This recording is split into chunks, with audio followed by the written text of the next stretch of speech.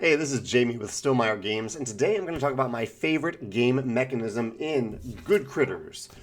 Goodcritters is a kind of a mafia-themed game.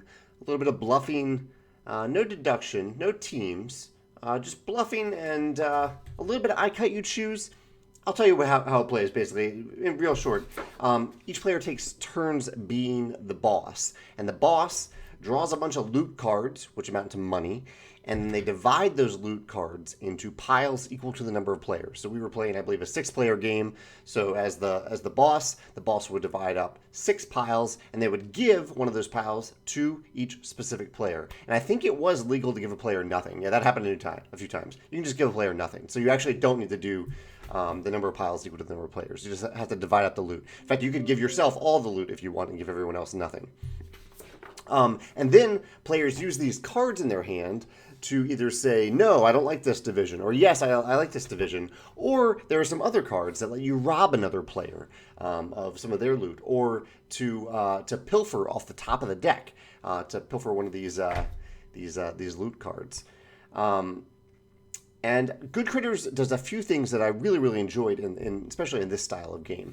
One caught me off guard a little bit, because during the rules explanation, I assumed that these piles that you're putting out on the table were going to be face down, and so the players wouldn't be dealing with perfect information. But I was wrong. Those loot piles are face up. As long as we played correctly, they are face up on the table, so all the players get to see that I gave Jeff $10, and I only gave Jane $2. And Jane's probably not going to be happy about that because she can actually see it. She can see how much I gave all the other players, and they can also see how much I've given myself. So I really like that element, that information is visible for all the players to see.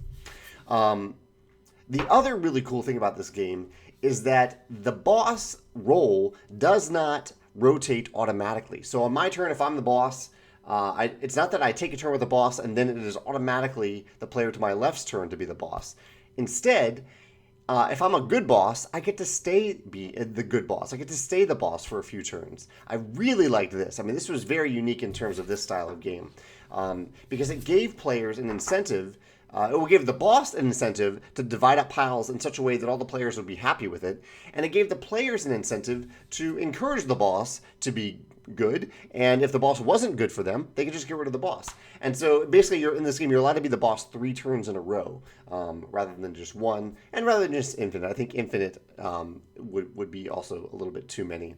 But I really like that aspect, that when I was the boss, I couldn't just give myself all the money and hope that things worked out. Instead, I needed to divide things up in a way that would curry favor amongst the other players and make them want to leave me the boss for a few turns. Because not only then do I have control, because with the boss it's nice to have that control. You're also the first player to pilfer off the top of the deck. But it also, if you remain the boss for all 3 possible turns, you get an extra loot card. You get a bonus for maintaining that, which is really good.